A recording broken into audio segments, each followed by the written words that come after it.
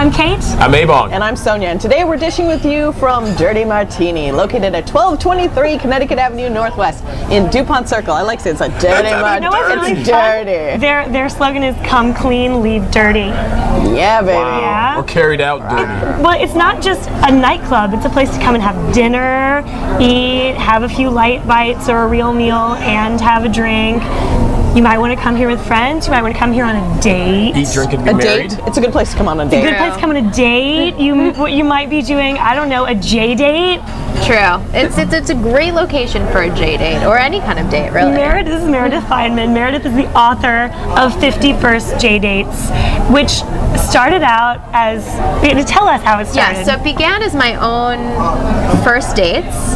I moved back from South America. I'm from Washington, but I felt like I wanted to meet new people, and so I joined J Date, and I started going on all these first dates. Why J Date? I just had friends who'd done it. I'm not opposed to any other dating site in particular, but I had friends who did it, and so that was what I felt most comfortable with. And so it began as my own write-ups of my first dates, anonymous, and I didn't really intend to write about it. And it's just a funny, online dating is a very funny subculture that is begging to be written about, and it just sort of took off from there. So you're sitting maybe here at Dirty Martini and you're having a date. Yes. Do you tell the guy, like, I'm probably going to write about this later?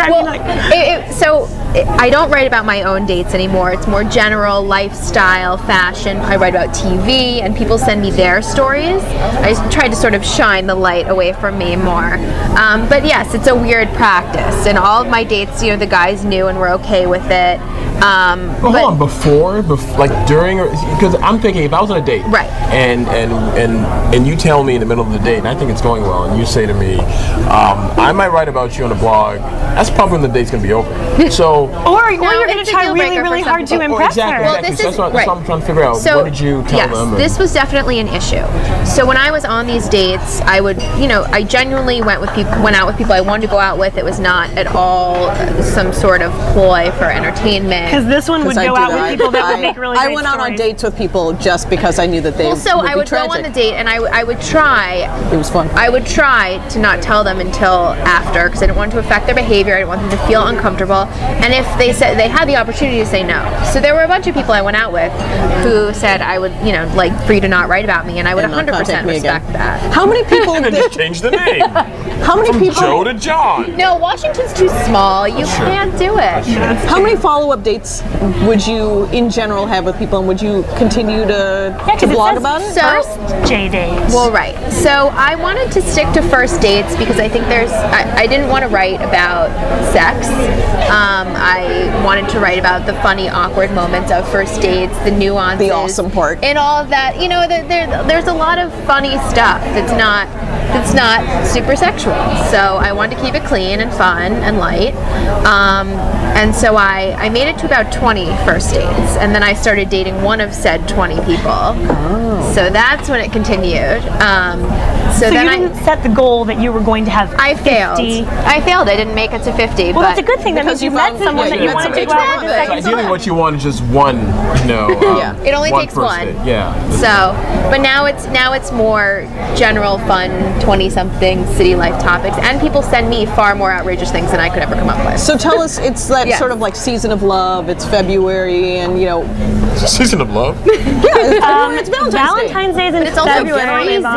It's cold, but it want to warm Get the a heart. long sleeve red dress. So give us some ideas of things to do, not to do on the Valentine's dates. Day. Well, first you should never go on a first date on Valentine's Day. Oh, see, I think that is just great. Yeah, set the bar real high. Oh my God, it would be like not only is it very expensive to go out on Valentine's Day. Yeah, but that is just like awkwardness. It's like waiting going to prom. Happen. It's just on a first date. So all these couples around you getting engaged, making out, and you're sitting there with someone you just met, and it's you might end up making out with them too. Well, that's great, but there's a lot of pressure there.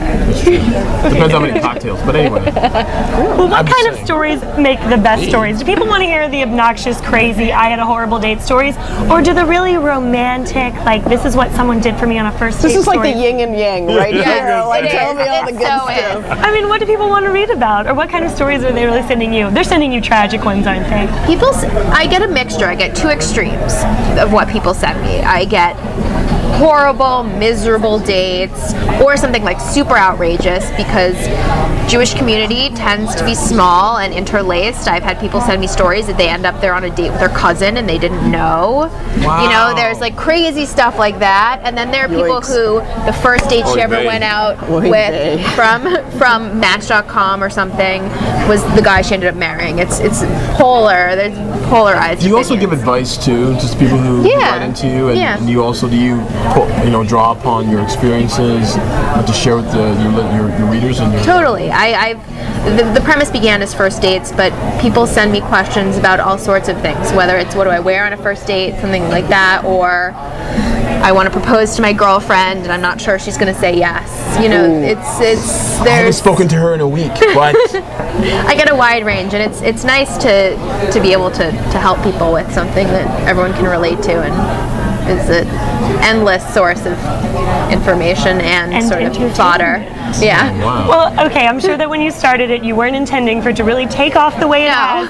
But you know, everybody's reading it now, whether they're dating or not, and getting some Thank entertainment you. and some information. So tell everyone how they can find 51st Yes. J Dates. So the new URL is theffjd.com, and you can also follow us on Twitter at theffjd.